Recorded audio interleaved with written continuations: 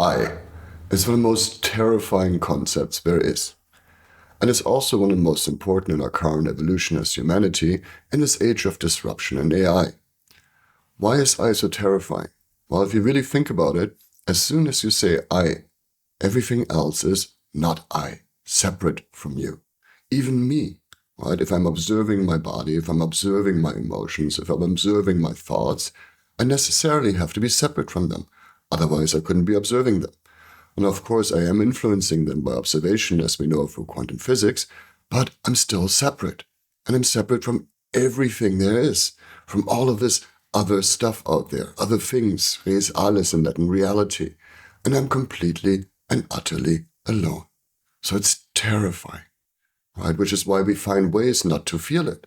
Right? Erich Fromm in The Art of Loving talks about how we, choose intoxication or romantic entanglement or conformity in order not to feel this terror of I. Because it's the greatest fear we have, that we're completely alone and we don't really know what's going on. But that is, in some ways, the truth, right? We are completely alone and we really don't know what's going on. Because everything around us that we perceive even are things that we've been taught. Right? I've been taught that this is a table, that this is a microphone, that this is a camera. I don't know that. I'm just perceiving it. And because of the two words I've learned, I associate these things in a distinguished reality as such. But I, that point of perception, is completely alone and doesn't know what's going on. And that's terrifying, right? But it's also really important because it's the root of authenticity. Authenticity means self-direction, self-doing.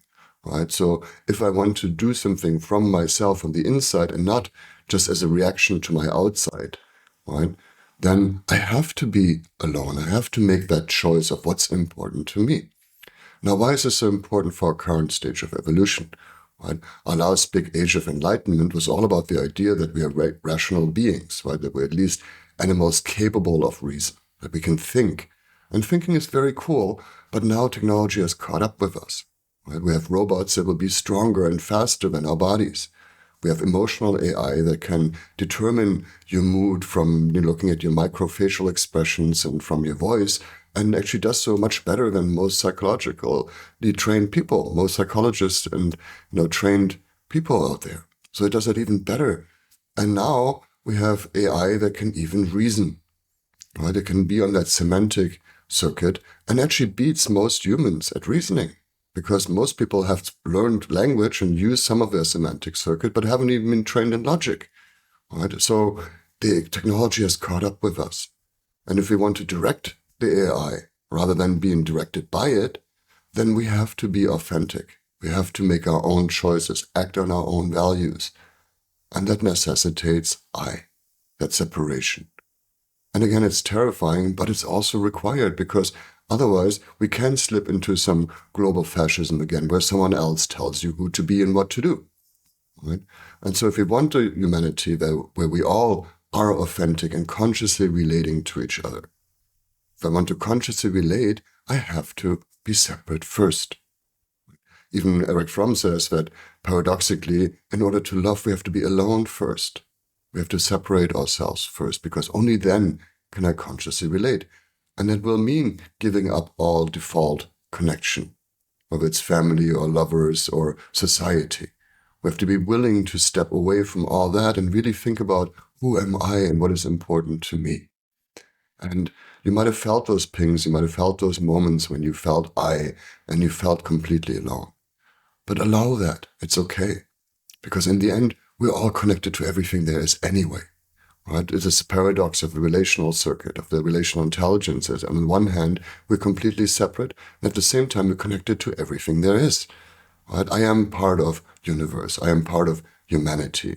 I am biology. I am nature. And so are you. Right? And there will always be people around you. There will always be others ultimately coming in to support you when you need it, if you know how to ask for it. And so, while you're completely alone, you're also connected to everything there is. It's that paradox we need to learn how to hold so that we can overcome this current disruption and move into a next level where we can indeed be self-organized and authentic with each other. So next time you feel that ping of I, the terror, the pain of separation, Allow it. It's okay. You are separate and you're part of this beautiful web of pearls, this web of jewels that we are all part and parcel of. So embrace the I, embrace the separation, and then relate consciously to yourself, to your body, emotions, and mind, and to the people around you, because they're just as terrified as you are. Right? So relate and relate with kindness to yourself, to others, and to the world.